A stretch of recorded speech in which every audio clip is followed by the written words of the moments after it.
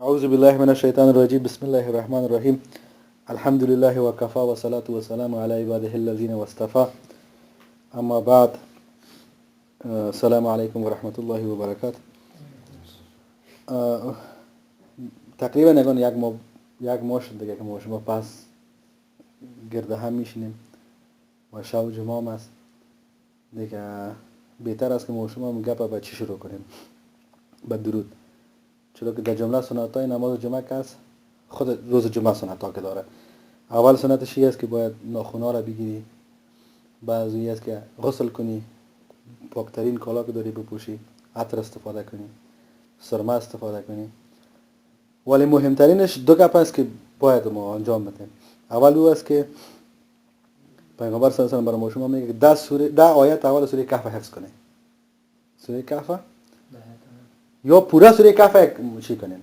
یک بار قرائت کنین در روز جمعه و صلوات، همیشه درود. به این خاطر یک آیت شریف از قرآن کریم میگه که یا ان الله و ملائکته یصلون علی النبی یا ایها الذین آمنوا صلوا علیه و سلموا تسلیما. یعنی خداوند و تمام ملائکه بالای پیغمبر صلی الله علیه و آله درود میفرستند. ای کسایی که ایمان آورده و پیغمبر صلی الله علیه و آله درود بفرستید و تسلیم حق باشید. این بعد از این آیت که خوانده میشه سر ما شما واجب میشه که باز درود شریف بخوانیم. ان الله و ملائکته یصلون علی النبی یا ایها الذین آمنوا صلوا علیه و سلموا تسلیما اللهم صل علی محمد و علی آل محمد كما صليت على ابراهیم و علی آل ابراهیم انك حمید مجید اللهم بارك على محمد وعلى آل محمد كما باركت على إبراهيم وعلى آل إبراهيم إنك حميد مجيد صلى الله تعالى على خير خلقه محمد آله و صحبه اجمعین برحمتك یا ارحم الراحمین. دیگه مسئله می بود که ما شما درس را از قسمتی که پیش گرفته بودیم یک آیت قرآن کریم از شروع ما گفتیم که شناخت خداوند شناخت خود است. یعنی اول ما خدا بشناسیم باز خداوند را بشناسیم. در مو درس ها قسم شروع کردیم که ما شما سر خود قدرت های انسان گپ میزدیم که انسان چه قدرت داره، چی قوی. باز مثال سر بعضی مسائل دیگه گپ زدیم. در این وقت آخر ما شما سر یک موضوع شروع کرده بودیم که نیمه مان که باز یک وقفه آمد بین. اون مسئله ای بود که ما گفتیم یک ادعا میکنیم که بیایم ببینیم که بدون کسی که انسان فلسفه بخونه یا نخونه انسان فیلسوف است. و کلانترین فلسفه در وجودش وجود داره.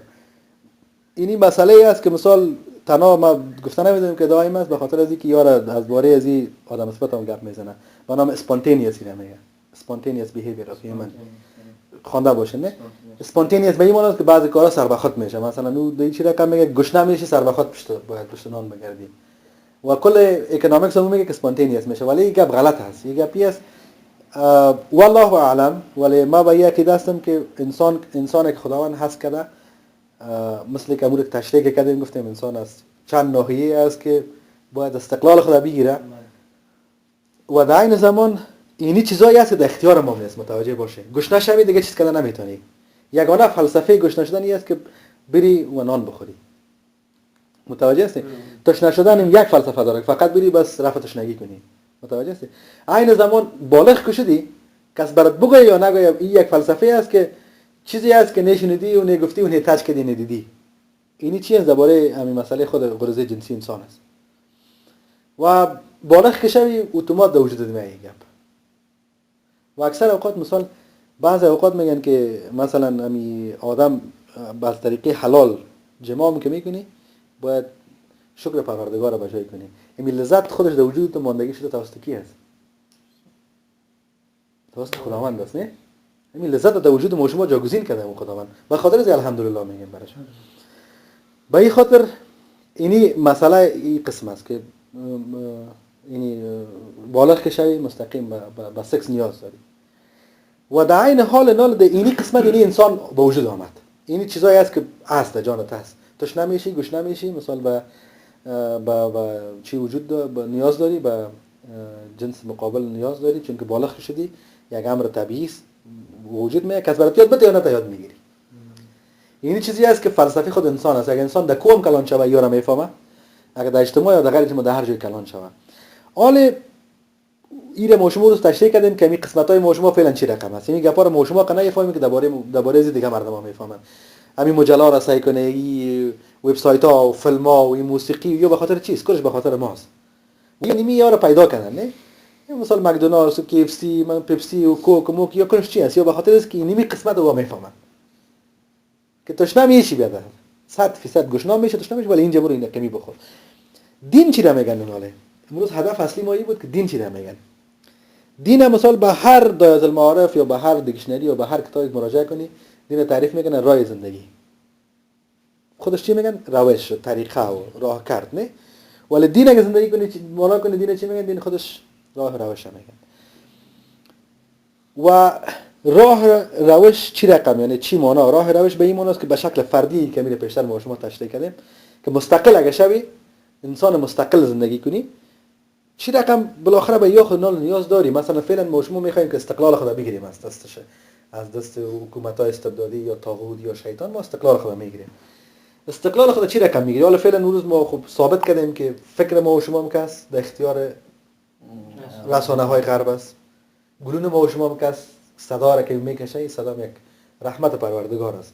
ولی همیشه باید پیام حق بگه ولی پیام حق نمیگه. مثال پیشتر من براتون علمای شورای علمای دکتر نجیب هم تشریح کردم که چی رقم بود. فعلا شورای علما رو سعی کنه خود علما رو عالم سعی کنه. کلش چی میگه؟ فقط اون گپای رو میزنن که خیرشان باشه درش بس خلاص. خوبی خودشان باشه. در قصه دیگه کس نیستن. و بعد مثال میده خدا ما شما گفتیم در کدام طرف هستیم. خدا پیامبر صلی در حدیث شریف میگه در آخر زمان یک وقتی میشه که مردم پیسه را پیدا میکنن ولی در قصه از این است که حلال است یا حرام است. متوجه هستی؟ و در این زمان مثال خود این شرمگاه ما شما که است این در خدمت کی است؟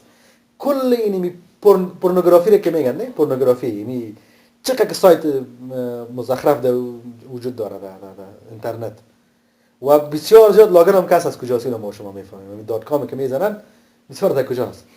کل یک دات کام حتما یک لاگن میکنه و بسیار جوان هست که خوب صحیح یک 200 سایت هم میفهمن. صحیح شد؟ مثال پورنوگرافی شد. قسمت دومش مثلا این مجلات شد. قسمت سومش مثلا موتر که مفرش در پولی موتر دادن دختر چیز استاد است. یک مقبول دختر یک مینیجو پوشیده در پولیش استاد است. مدل استاد است. مثالی اعلانا را کلش سعی کنه این مجلات است و فیلمای هندی سعی کنن 50% سر از این میچلن. متوجه هستی؟ با جنس مؤنث مذکر بسیار جالب تصویر من با جنس مذکر مؤنث. یعنی مثال اردوش وجود داره در این نزی و کل از اینیا چی است؟ یک گپ است. اون گپ چی است؟ شرمگاه ما شماست. اگه میره ما شما در کنترل بریم فکر کو که پورنوگرافی از بین جامعه اسلامی به تمام عمومی بلند میشه میره از بین. حالا فعلا ما شما راه و طریقه چی را گرفتیم؟ راه زندگی نه ما شما به یک راه نیاز داریم ولی راه کدام گرفتیم ما شما؟ راه ما اینمی راهی است که این پورنوگرافی است و میدیا است و کی اف سی است و مکدونالدز است و پپسی است و مثلا سینما است مثلا شاپینگ است مثلا درگز است همین مواد مخدر است مثلا سینما است مثلا دیسکو است رقص است موسیقی است. اینی کلش راه زندگی ماست. صحیح شد؟ بعضی اومد سر مسئله علم که ما شما با علم هم نیاز داریم و علم ما شما کدام علم میخونیم؟ علم را میخونیم که فقط قلب میده خدا میخونیم بس خلاص. همین قسمت دیگه ما شما باید میده را سیر نگاه کنیم. 95% مردم در بین ما شما میان است پرسان کنید کدام علم میخونیم؟ کدامش که خوب وظیفه پیدا میشه؟ انجینری طب کدامش که خوب وظیفه پیدا شوه و اینم کس فکر نمیکنه که نالی وظیفه را ما شما 12 سال ژوند پاره کم نکیش کلش نمیست که مثال ما شما وظیفه را میگیریم در کجا وظیفه را میگیریم بالاخره اینا میفهمیم. از یک طرف دیگه میگه مثال فلانی حکومت غلط فلانی غلط از طرف دیگه میگه برو بدر نمیره کار کو خود کجا کار میکنی مثلا در لندن وظیفه میتیم فلانی کمپانی و بسملانی کمپانی اون وقتی است که پیسه مثال میایه ولی معلوم نیست که حلال و حرام میایه. کدام دکتر کدام انجینیر در ندرت شما پیدا کنه که پیسه حلال پیدا کنه؟ ما خب خبر داریم در شفاخانه دولتی که مردم او پیشکاری میکنه و دواش پس مفروشه. صحیح است؟ انجینیرها را ما شما ببینید که پول چه رقم جور میکنن. خود کپسول پر میکنن. از نخود کپسول پر میکنن. صحیح است؟ انجینیرها را ما شما ببینیم چه رقم میکنن. پول جور میکنن دیگه صبح چپا میشه. سرک مثال جور میکنن دیگه صبح پس خراب میشه از بین میره. علم در خدمت چیست؟ در اختیار معده است. نفس. فقط یک نفس اون نفس خوردن. و در کل مسئله است که آرزوهای ما شما چی است؟ مثلا میگم بیا چکر بزنیم. کجا چکر بزنیم؟ دبی بریم. چرا دبی بریم؟ به خاطر اینکه دبی جای اونمو هست. خوب رستوران هست، خوب دیسکو هست، خوب باراست، خوب بیادبی ما فحشا خوب سعی زیاد است. چرا بریم دبی؟ اونطور. خوب بیچام داره. اینی چکر ماست. اینی آرزوی ماست. چه قسم از ما میگیم که مستقل نیستیم؟ مستقل به خاطر از این هستیم که در خدمت کیستیم. کار به کی میکنیم، عمل به کی میکنیم، انتشار چی را انجام داده رایستیم. اینال ما میایم سر گپ از که اینمی گپ بسیار زیاد برای ما شما واضحه. خوبه الحمدلله ما کل ما ایمان داریم، یعنی کل ما شما کلمات میخوانیم، شهادت هم میتیم. حالا مشکل در کجاست؟ مشکل در اینجاست که دین ما شما چی کردیم، دین چی انتخاب کردیم، راه زندگی خود چی را انتخاب کردیم. راه زندگی ما شما اینی گپاس کار که ما شما تشریح کردیم. ولی قرآن کریم درباره چی میگه؟ ان دین عند الله اسلام. خداوند در سوره آل عمران میگه که پیش ما یک راه زندگی است که فقط اسلام است. عند الله در کلمه عربی عند یعنی که نزد خداوند. نزد خداوند یک راه زندگی است و راه زندگی کدام است؟ اسلام است. در این صورت می آل عمران باز میگه که هر کسی غیر اسلام دیگر راه بگیره قبول نمیشه و به او یک عذاب بسیار سخت است. اینال مثال بعضی کسا که میگی سبحان الله، باز ما یک دفعه میگم که مشکل افغانستان که است، مشکل اسلام که است، جوانای تحصیل کرده است، بی سواد نیست. چرا که برش میگی که بدر دموکراسی غلط است، باز که مستقیم اسلام میشه، یعنی دموکراسی اسلام است. نیست او بدر مسلمانی دموکراسی. چرا خم مسلمان نیست؟ خب دموکراسی این یک کانتینر است که مای اینمی گپاست. دیسکو، مثلا مواد مخدر، چکر، سفر و اینی گپاس کنید. اینی دموکراسی است. به حجابی اینی راه زندگی دموکراسی انتراز غلط است. چرا خداوند میگه که فقط اسلام؟ چرا اسلام نه؟ پیش خداوند نه دموکراسی میگه قبول است، نه کپیتالیسم، نه سرمایه‌داری، نه کمونیسم، هیچ کدام نه، فقط یک راه زندگی اسلام. بعد از او غیر از او دیگه هر کدام که بگیری از خود آسمانی رو گرفتن نمیتونی. ببر دموکراسی غلط است از خود ادیان آسمانی. کدام ادیان آسمانی؟ ادیان که به حضرت موسی آمده و به حضرت عیسی آمده، کتاب است، زبور است، نه؟ اونها رو ما را دین گرفتن نمیتونیم. چرا که خداوند فقط اسلام، کدام اسلام یک به پیغمبر آخر زمان آمده، غیر از دیگه هیچ کدام قبول نمیشه. و دیگه آیت هم است که ای کسایی که ایمان آورده در اسلام مکمل و تکمیل داخل شوید و از نقش قدم شیطان پیروی نکنه، چرا که شیطان دشمن آشکارتان است. اینجا دیگه کل مسئله واضح میشه. ما شما چی کرده رسیم؟ سرچپه کرده رسیم. این مسئله ای کسایی که ایمان آورده نه، ما شما در بین خود کل ما ایمان آوردیم، کل ما خداوند به یگانگی میشناسیم، هم مکمل هم مجمل، هم با کتابا با ملائک به کلش ایمان داریم. ولی اینجا ما شما باید در دین مکمل داخل شویم. اینا مکمل داخل شدن دین دیگه باید یک سلسله بحثا باشه که به امشا خلاصه نمیشه. در دین چطور مکمل داخل شویم؟ و مسئله این طرفش که است که از نقش قدم شیطان پیروی نکنه، شیطان دشمنتان است. اینی مثلا ما شما به بزرگیش کی درک میکنیم که شیطان دشمن ما از چی رقم است، در کجا است، نقش قدم شیطان چی است؟ فکر دانه است. این کس با ما شما تشریح میکنن یا نمیکنن یا میگه به ما نمیرسه، ولی دو گپ بسیار بزرگ است. اول که شیطان دشمن ما است، همین رو درک نمیکنیم. صحیح لعنت شیطان هم میکنیم. یکان دفعه اقبال یک شعر خود میگه به اردو، فارسیش براتون میگم که کار میگه ما میکنه و کار سرش عمل تو انجام میدی و شیطان ملامت میکنی. من نمیفهم که خود فریبیست یا خدا فریبیست. اقبال میگه کار خودت انجام میدی ولی شیطان لعنت میکنی. من نمیفهم که خود فریبیست یا خود فریبیست یا خدا فریبیست. چرا که ما شما از خوب سه شیطان رو نشناختیم و در این زمان که شیطان رو نشناختیم، نقش قدمش رو نمیفهمیم. نقش قدم شیطان چیست؟ یک مسئله بسیار کوتاه براتون میگم. همین صراط المستقیم که خداوند تشریح میکنه به ما شما، همین صراط المستقیم کدام صراط المستقیم است؟ این صراط المستقیمی است که شروع میشه از سن 40 سالگی پیامبر صلی الله علیه و سن 40 و ختم میشه در 63 23 سال است. این صراط المستقیم است. فکرت است؟ اینی جایی است که صراط مستقیم اینمی است. این میشه که میگن اطیع الله و اطیع الرسول و اولو الامر منکم. این میگه پس که از خدا و از رسول اطاعت کو، اونم قسمت است، اونم 23 سال است. نقش قدم پیامبر صلی الله علیه و آله جور کو، اینمی قسمت است. در اسلام مکمل داخل شو، اینمی میگه پس در 23 سال خود داخل کو. فکرت است؟ فکر کو که این 23 سال این یک کتابخانه فکرش میکنی؟ فعلا یک کتابخانه است. چرا که یک اجتماعی وجود نداره که اون چیز عملی باشه. میگم خلافت اسلامی نیست، ریاست اسلامی نیست، حکومت اسلامی نیست، دین متفرق است، مسلمانان متفرق هستند، پیکر آمد تکه تکه پارچه پارچه است، زیر نام فقه و زیر نام گروه و تشیع و تسنن و این و آن پارچه پارچه است. ولی فعلا اونمو خداوند که میگه که ادخلوا فی سلم کافه، سلم اسلام میگن و کافه مکمل داخل شدن. به شکل از اشکال خود 23 سال داخل کنه. 23 سال چه رقم داخل میشه؟ ولی 23 سال بهترین طریقش قرآن و سنت است. قرآن خود نمی پیش ما و شما است، کل ما و شما پیش ما وجود داره. سنت می نقش قدم پیامبر صلی الله علیه و است. غیر نمی 23 سال و نقش قدم کمک کنیم که چپ رفتید در نقش قدم شیطان هستی. این خلاصه بسیار ساده تشریح کن. فکر کنید این راه مستقیم است. 23 سال پیامبر صلی الله علیه و شروع کرد و ختمش کرد. او را به ما و شما ماند. چرا که در حدیث شریف میگه که بین شما ما دو منبر مانده هر وقت او چنگ میزنه راه یاب میشه. کدام دو منبر است؟ قرآن و حدیث. و اینجا که خداوند برای ما شما یک کسایی که ایمان وارد اسلام مکمل داخل شوه، چه رقم داخل شوه؟ داخل شوه در 23 سال پیامبر صلی الله علیه و آله. و غیر از او هر کاری غلط میکنید نقش قدم شیطان است. هر کاری غلط میکنید. و در اینجا مثال اگه بزرگوار برای شما من گفتم که اگر ما و شما ادعا میکنیم که اسلام دین مکمل است، اسلام بسیار دین قوی است، یعنی باز هر نگاه یک راه حل جامع برای بشر است، ولی چرا مسلمان ها چی هستند؟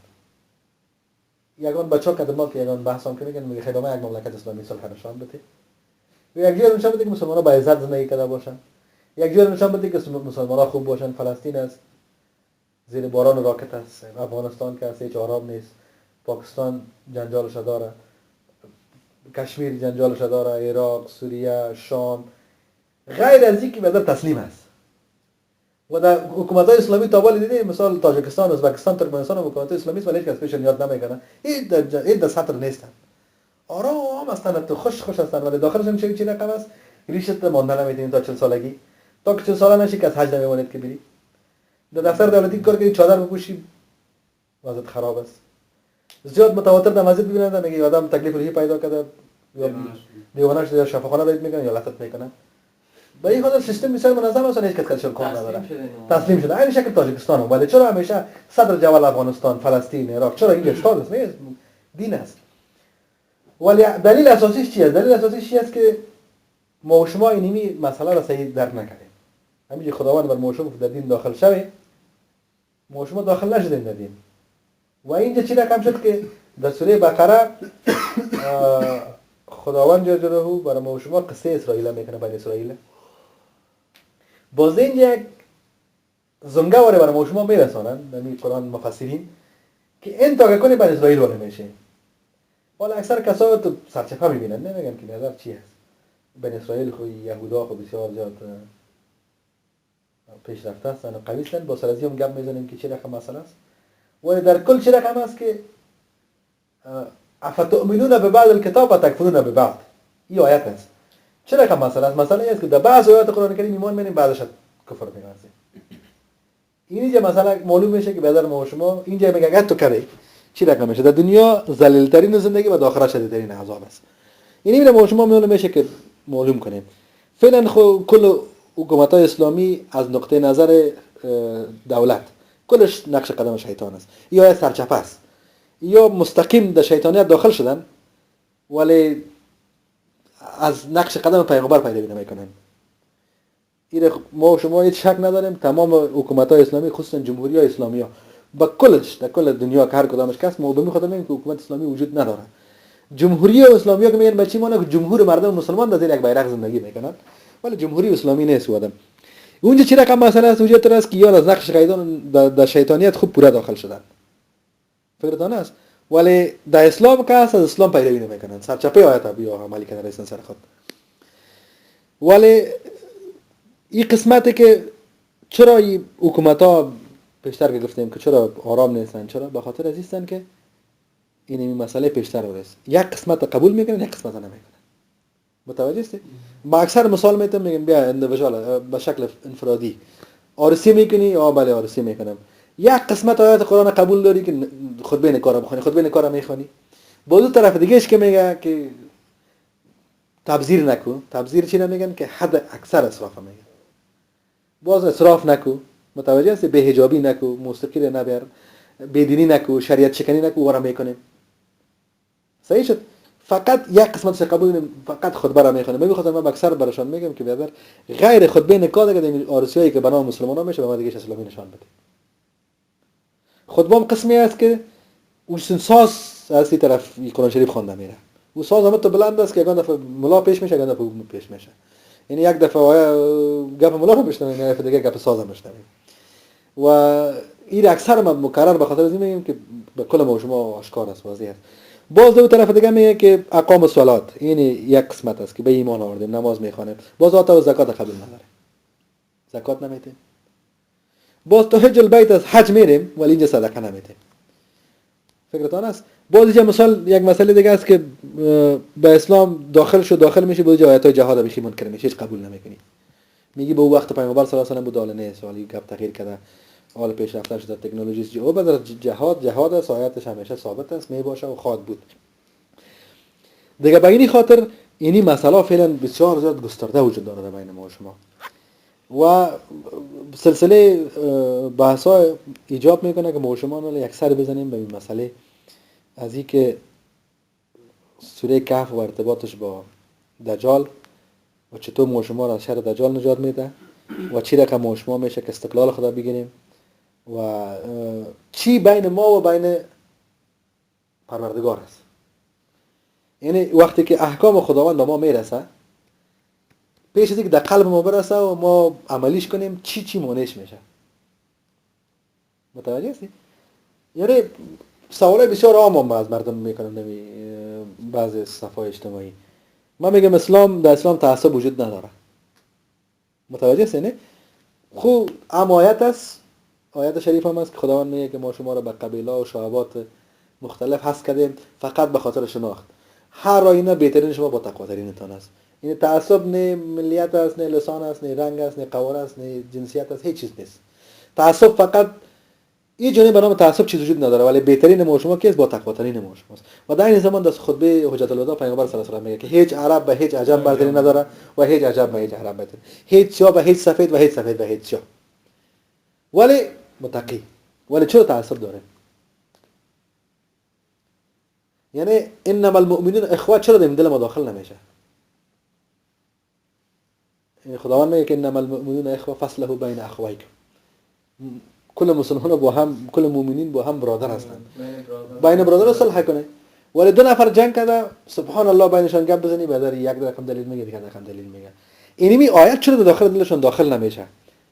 یک مسئله است که همین مسئله که من از شروع کرده بودم که انسان تشریح کردیم همین نقطه ضعف انسان که ما شما تشریح کردیم که اینی 4 5 نقطه ضعف است و این در خدمت کی است. این مسئله بود که استقلال ما شما بگیریم و بین ما و بین میثاق ما چی فرق داره. در این خیلی شک نداریم که کل ما با ایمان فطری میاییم فطرتا کل مسلمان هستیم و در این زمان کسایی که قبول میکنن ایمان قبول میکنن یا خود میثاق میان در عربی منو میثاق میینه میثاق چی را میگن قرارداد است. تو خود یک قرارداد مستقیم با پروردگار وجود هستی نه با خداوند عالمیان به قرارداد میای. یعنی اسلام که تسلیم که میشی چی میشی؟ با خدا تسلیم میشی و خداوند هر امری که برات میکنه تو رو باید عملی کنی. یعنی چه رقم است که سمعنا و اطعنا میشنوی و اطاعت میکنی. و در این زمان میگیم که این راه حل باز سر از این باید ما شما گپ بزنیم که دینی که مثال دموکراسی است و دینی که اسلام است باز اینجا بعضی کسای از ضعف ایمان بگوییم یا مثال از کم علمی بگوییم چرا چندین دلیل است. یک دلیلی است که کسی که در مقابل پیام حق استاد شده طبیعی است. مثل که ابو جهل استاد شده بود، فرعون استاد شده بود، ابو لهب استاد شده بود. متوجه هستی؟ نمرود استاد شده بود. اینی طبیعت این مردم استاد بودن. یک گروه دیگه کسی فاصله علم است. یعنی ظرفیت علمی است. علم ندارن به خاطر علمی استاد میشن. یک گروه دیگه که ضعف ایمان است. آدم قبول داره کل چیز ولی ضعف ایمان داره. استاد شده نمیتونه. بعضی گپا که از ترس هستن، بزدل هستن. اکثر علما بزدل هستن. خوب کل گپ قبول داره و از ترس پیش استاد نمیشه. گپ نمیزنه. وقتی که پیام آمد که باید مردم بگویی که فلانی حق است فلانی باطل است مثلا نفس پیش پرسان کنه که طور مثال امیر المؤمنین چی بود امیر طالبان مولا محمد عمر چه رقم آدم است باز اگه مثال در بین یک 50 از کسایی که از منطقه قندار از کشته باشه باز از ترس گفتن نمیتونی والا چی بگویم خب چرا چی بگویی خب بگو یک نفر است امیر المؤمنین است من ندیدیمش تا ولی من مثلا شخصا ندیدیمش کسی که ندیده باشه چی رقم بیان کنم از پیشش خوبی و بدی چی؟ هیچ نمیفهمم. من به این خاطر بیعت نمیکنم. اگر برای من آشکار شد دیده میشه بیعت میکنم از پیشش. این کلام حق است. ولی بسیار کسا میترسن، یک گپ ترس است. ولی اکثرا ما که میبینیم جوانای فعلی کس یا مو ظرفیت علمی است، یعنی علم نیست. به این خاطر ما شما باز تشریح کردم میدونیم که اسلام یک قسمتش بخش عبادات است، یک قسمت دیگه بخش معاملات است. ما در بخش معاملاتش ما شما همه چیز داریم، سیاست هم داریم، اجتماعیات هم داریم. یک روز من مثال براتون گفتم که یگان دفعه میشه که ما شما حضرت عمر من حیث یک امپراتور میشناسیم. باز سیرت حضرت عمر ما شما من حیث یک صحابه میخوانیم، من حیث یک خلیفه میخوانیم و در من حیث یک امپراتور میخوانیم که تقریبا در سوم سکول زمین حکومت کرده. من حیث زو میخوانیم. یا آسان خانه میشه، در مدیریت کار داره، ارتباطات کار داره، تجهیزات کار داره، اردو کار داره، مثلا روابط خارجی کار داره، روابط داخلی کار داره، قضا کار داره، محکمه کار داره، قصاص کار داره، مثلا عدالت اجتماعی کار داره. کلش وجود داره دیگه. تو نیست که مثلا یک در سوم کره زمین تو حکومت میکنی ولی سر بخود خونه میشه. یا گور که چوب در یک خانه مثلا 10 نفر که باشه بدون یک سیستم پیش نمیره. این چی مانا که مثلا فکر که از جزیره عرب شروع تا به اسپانیا را حکومت است ولی سیستم وجود نداره. این سیستم است ولی چون که کم است نه. و مسئله دیگه هم است که کم نشان دادن و زیاد نشان دادن است. این طرف مثال به شما این سیستم بسیار قوی نشان میدن، این کم نشان میدن. به این خاطر اگه شما پس برابرش کنیم میدیا صاحب رسانه ها این کارا میکنن. دیگه به این خاطر بین ما شما مسئله این بود که باید تیر نشیم از پیش که بین ما و بین می وعده که ما شما قبول کردیم ولی استاد میشیم چی است؟ یک خامی دلیلا بود یا بزدلی است یا ترسوس یا علم نداریم یا طبیعی است. در غیر از او چی چیزایی است که مثلا خداوند برای تو میگه که مثلا دین اسلام است ولی تو قبولش نمیکنی. متوجه هستی؟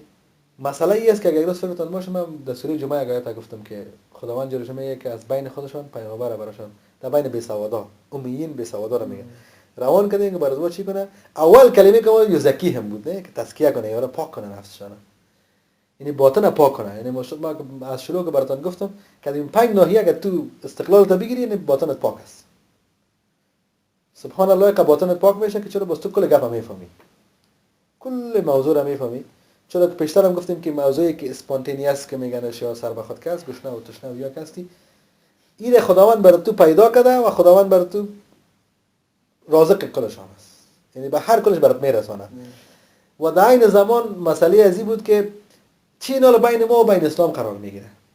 چرا نال موجموع دموکراسی را به خاطر نمو راه حل شکم ما گشته میشه با طریق دموکراسی میریم، مثلا بالغ میشیم با طریق دموکراسی میریم، پیش از اینکه مثلا سر نکاح فکر کنیم، سر گلفرند فکر میکنیم یا نشد دیسکو فکر میکنیم یا مثلا یگان دفعه راه غلط میکنیم طرف رودا میریم. نه چی رقم مثلا کپاسی لکشمی رودا یا آفرین، یعنی راه غلط میکنیم. نه راه صحیح مسجد است نمیبینیم ولی راه غلط کنیم اونجا میریم. خوب راه معلوم مسجد نمیریم. نه دیگه مثلا مسئله کلام حق گفتن است نمیگیم ولی کلام های ناحق گفتن میریم. مثلا ما بچه‌ها رو میبینیم که تمام خبرهای سینه نگره کم یا تفسیر تشریح میکنن که ما ایران میبینیم که این علم اینی مسئله است. ولی اسلام سه که با هر کدامش راه حل داره. مثال مسئله شرمگاه باشه برای راه حل است. در قرآن کریم است نکاس الا 4 زن نکاح کن. متوجه هستی؟ الا 4 زن نکاح میکنی چی رقم طریقه نکاس و صاحب کتابش حتی یک جزئیات است بچه‌ها که یک جزئیات وقت نیست مبردان بگویم یک جزئیات هم است حتی طریقه جماع کردن است. تعداد جماع است که چند بار جماع میکنی، چه قسم جماع میکنی. این فکر کنید که اگر ما برای شما لکچر جور کنم حداقل 3 لکچر پیش فقط لیلة الزفاف میشه. همین شب زفاف. همین شب زفاف 3 لکچر 6 ساعته اگر براتون بگم میشه. چرا که یک جزئیات است که فکر میکنم سبحان الله کلش به حدیث. چی رقم چطور چی کار مثال یعنی کدام چیزی که در فکرت بگرده که در حدیث نباشه برات بگم. غیر از اون مثال خود مسئله نکاح کردن، مثال شروع کردن و نفر انتخاب کردن و او طرف بچه را انتخاب کردن طرف داخل کلش مکمل است. آمد مسئله چیز مسئله رزق یا مثال میدید که باشه. در مسئله رزق هم وجود داره حداقل 25 24 آیه در قرآن کریم است خداوند فقط درباره از این گپ میزنه. والله خیر رازقین، خداوند بهترین روزی دهندگان است. مثال باز برات میگه که باز اگه خلافت اسلامی به تاسیس شه واقعی مشکلی نمیه. چون که بیت المال از بیت المال برای کلگی به شکل به که مثال بقای حیات شوه برای کلگی بسیار به شکل عزتمند میرسه براتون مسئله از او و در غیر از اون مثال بسیار طریقای دیگه هم هست. مثال تجارت مثال ثابت است به حدیث شریف و هم به آیات قرآن کریم ثابت است تجارت کنی غیر تجارت دیگه کارهای حلال کلش وجود داره. یعنی مثلا کسب روزی حلال عبادت است فکرتان است یعنی خودش یک عبادت است. غیر از اون مثال کلام حق گفتن است که همیشه که زبان باز میگن یا کلام حق بگو یا چوب باش یعنی راست بگو یا چوب باش. من اکثر این علما رو میگم خویا راست بگو یا چوب بشی چوب چرا نمیشینی مردم چرا کنفیوز میکنی گفته یگان دفعه بچه‌ها میگن که در بین گپا بسیار انگلیسی استفاده میکنی یعنی گیچ چرا میکنی مردم ها خو یا صحیح بگو یا چوب بشی گپ است. مثال در مسئله فکرم که است مسئله فکر ما شما باید راه حل اسلامی پوره داره که باید چه قسم و از کدام طریقه فکر خود چطور کنترل کنیم.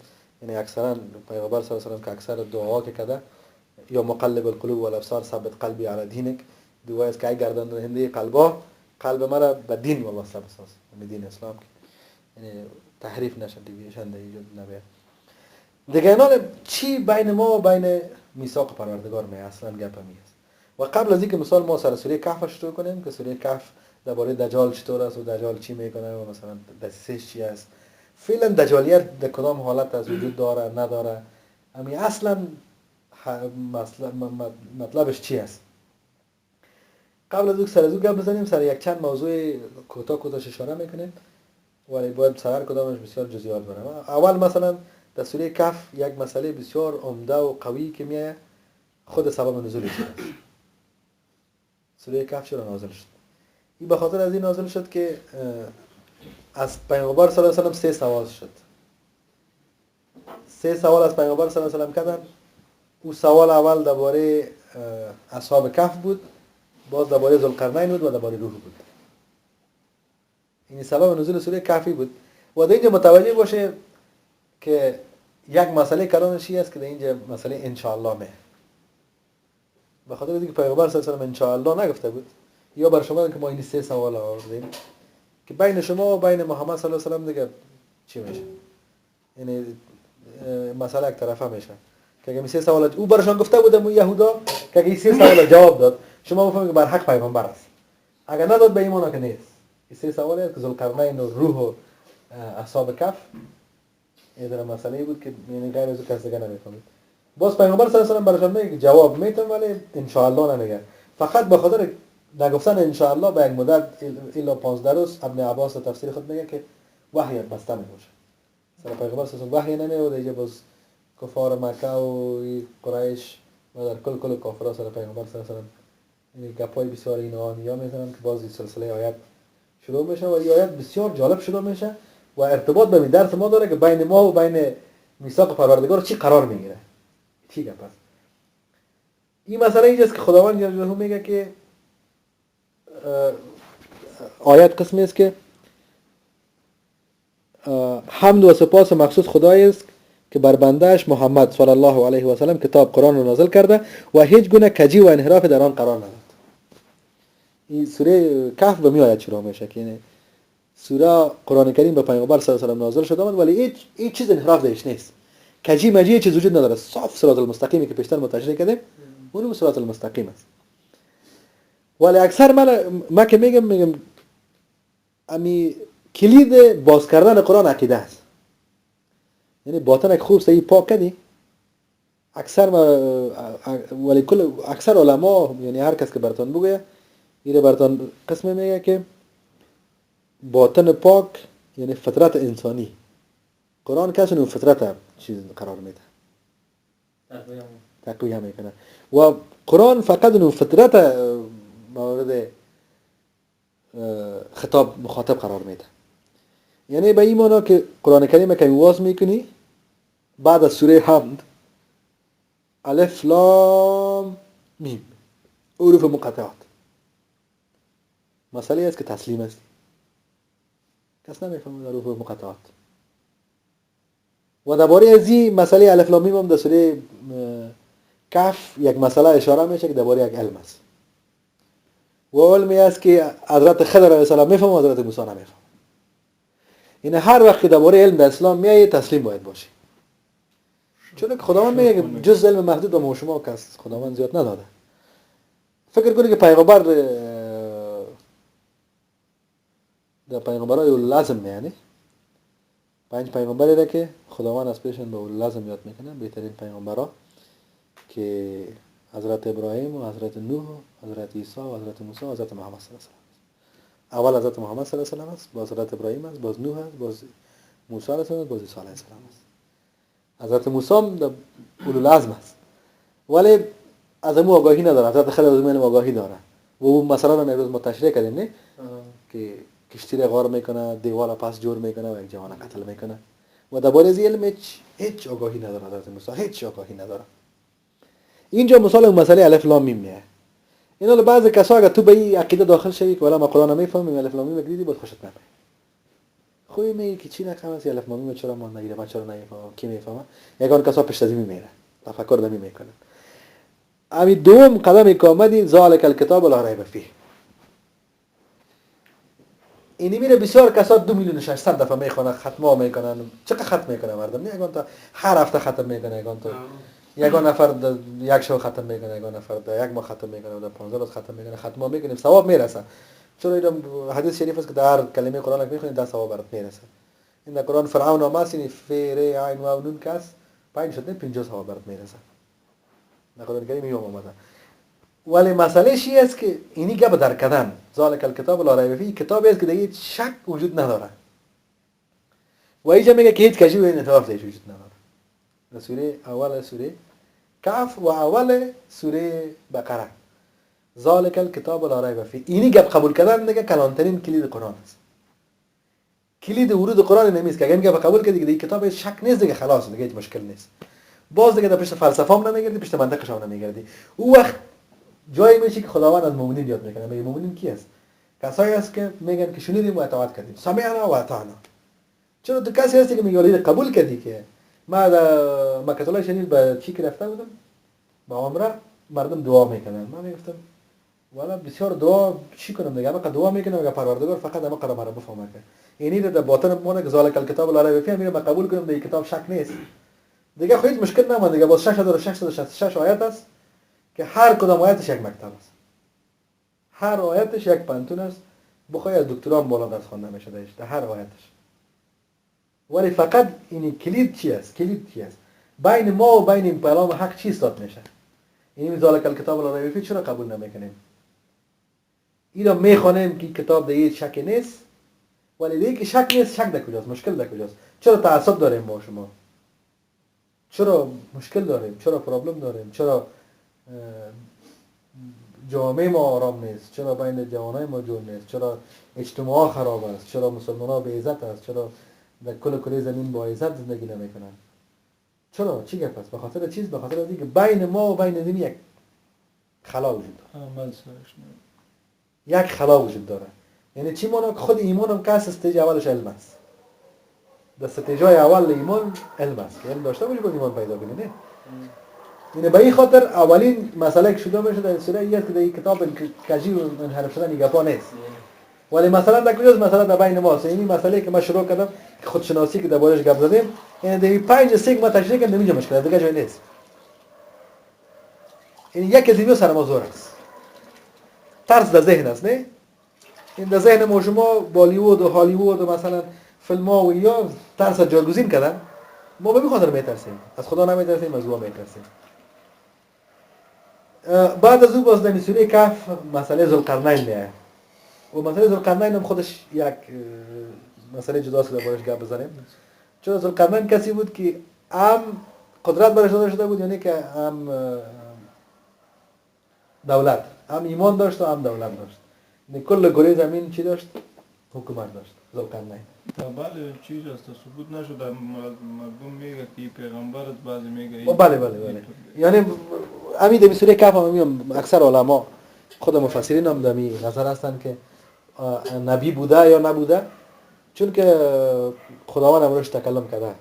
در یک قسمت میگه که خداوند امروز تکلم میکنه. در این صورت کهف باز ما شما در تفسیرش میخوانیم. باز درباره یاجوج و ماجوج اینجا میگه کل بس میگه که ان یاجوج و الماجوج یفسدون فی الارض. یعنی یاجوج و ماجوج کی بودن؟ قبیلهایی بودن که در روی زمین فساد میکنن.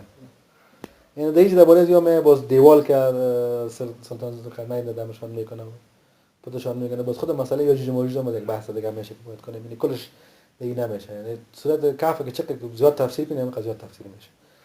بعد از اون مهمترین گپی که امشب ما سرش بریم و کوتاه سرش بحث کنیم که باز دیگه از این ادامهش کنیم نیست مسئله مادیت میه اینجا. متوجه مادیت مال. و امروز سبا در صدر جدول چی قرار داره؟ مال است نه؟ دلار. و اینجا دمی باره زمین یک قصه است. یک نفر از دو باغ داره. خداوند جری برش دو باغ داره. دو باغش انگور است. 4 طرفش که درخت خرما دیوار شدگی است. از بینش نهرهای عوام تیر میشه. متوجه هستی؟ یک نفر است که خداوند برش داده. یک نفر دیگه است که دوستش است، آدم صالح است، نیک عمل است، ولی هیچ چیز نداره. متوجه هستی؟ وقتی که این آدم کدیم دوست خود در باغ داخل میشه، یعنی این تو فکر میکنه که این دوستش برش نصیحت میکنه که این مالی است که خداوند برات داده، یعنی شکر خداوند به جای بگذار و از جا یعنی در باغ که میشه این از مال خدا بدم. ولی این آدم که دو باغ داری چی میگه من فکر نمیکنم که از من کس بگیره. یعنی مال من است، باغ دارم بسیار خوب جای است، کشمش است، کسی میگه که از من کسی رو نمیگیره. و خب این دوستش برش میگه که من خب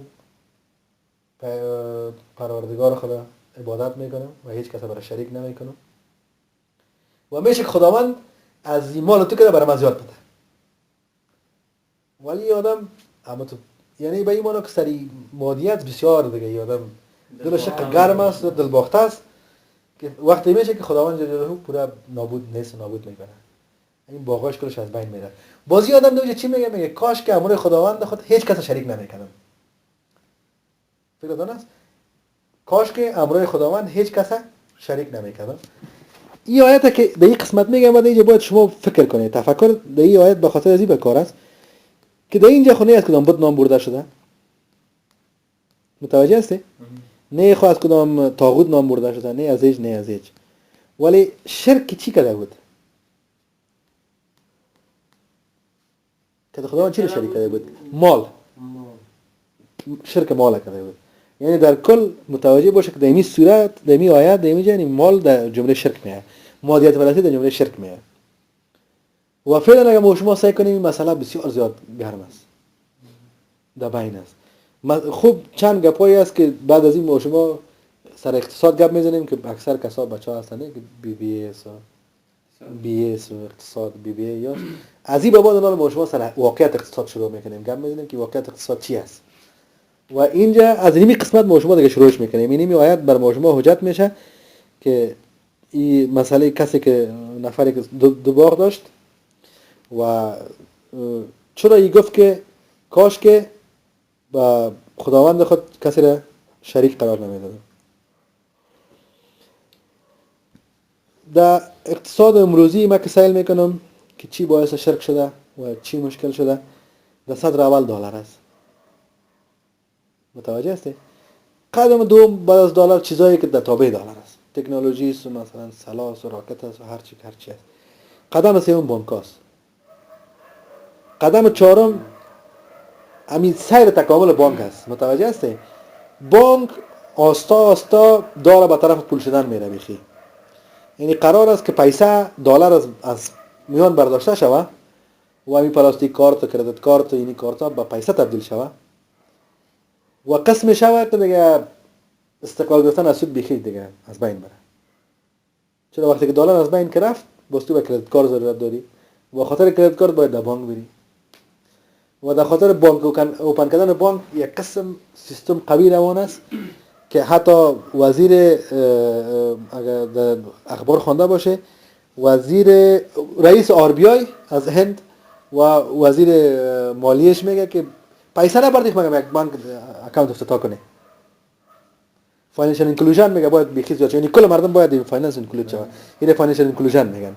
یعنی پیسه نبرد در افغانستان سعی کو ما اکثر برای مردم در بحثا کرده بچه‌ها میشینیم گپ میزنیم میگیم شما سعی کنید این سکتور افغانستان چی بسیار رشد کرد.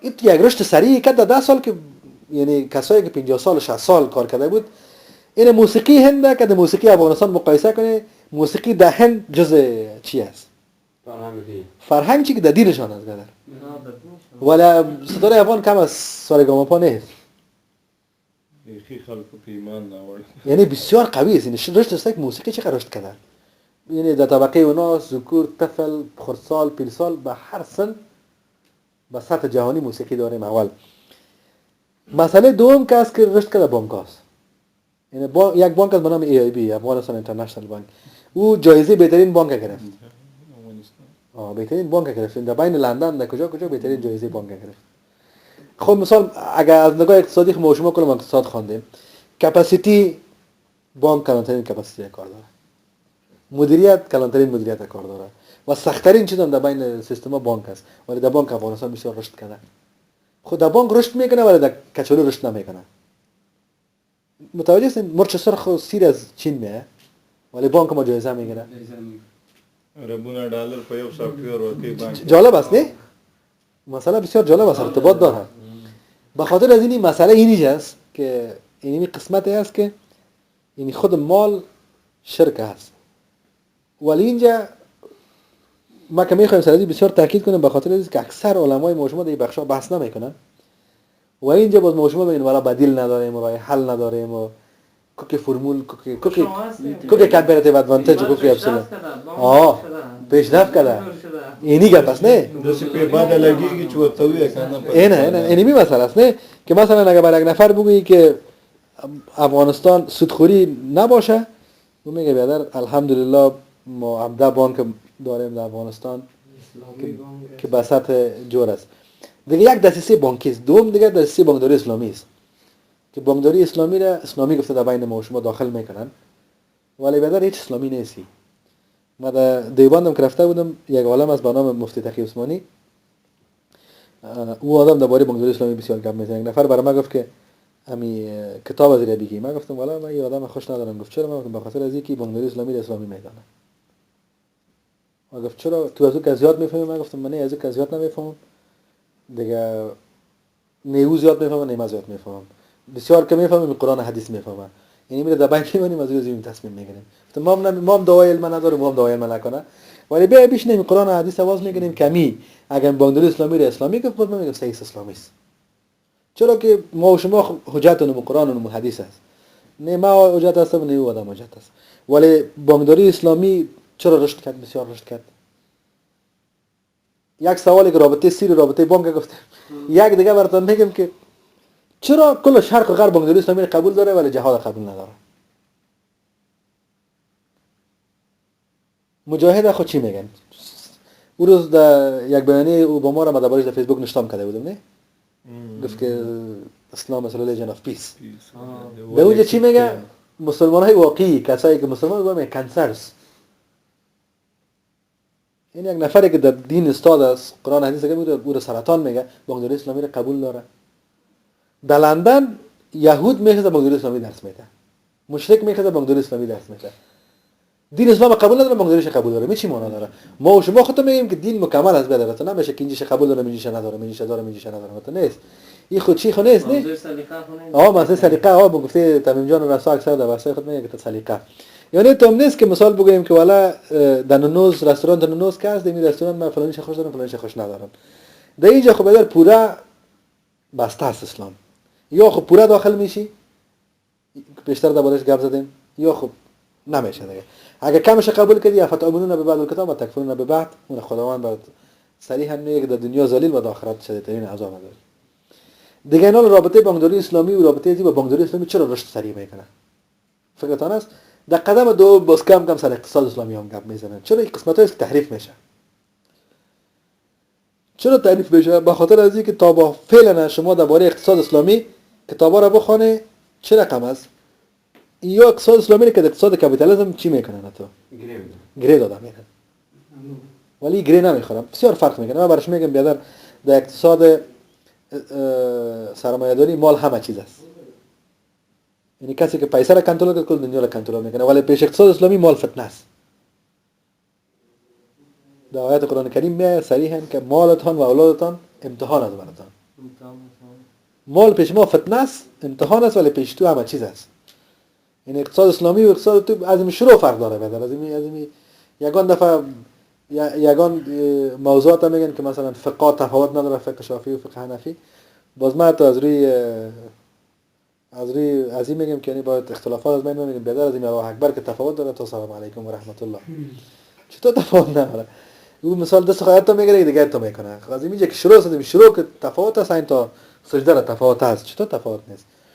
ولی فروز خب پیشش نمیگه این مثال ده اینجا آمد. اینا تو اقتصاد اسلامی تفاوت داره، بدل مثبت منفی است. اقتصاد اسلامی که اقتصاد کاپیتالیسم مثبت منفی است. به این خاطر این دو مسئله است. و بعد از این موضوع ان شاء الله یک دو سه چهار بحث با سر از این مسئله از این میکنیم که تصمیم کشلس سوسایتی را کی گرفته؟ چرا جامعه ها را به چی تبدیل میکنن؟ به جامعه به پول نقد. یک مسئله دوم بانکداری اسلامی، مسئله دوم خود بانک ها، مسئله چهارم پلاستیک کارت ها، مسئله پنجم این در کل می خود میآیتی را که مسئله که دو بابش مسئله مال و این را ثبوت میکنیم که مادیات کس مادیات خود شرک است و ما شما از خداوند دور میکنه و به حدیث با آیات ان شاء الله سرش گپ میزنیم. بارك الله لنا ولكم في القرآن العظيم ونفعنا وإياكم بالآيات وذكر الحكيم. صلى الله تعالى على خير خلقه محمد آله وصحبه أجمعين برحمتك يا أرحم الراحمين. خداوند نمتان خیر نصیب کنه و خداوند مجموعه ما را با برکت بسازه و تمام کوشش ما را قبول دربار خود کنه. ربی زدنی علما، خداوند علم نصیب ما کنه. آمین یا رب العالمین.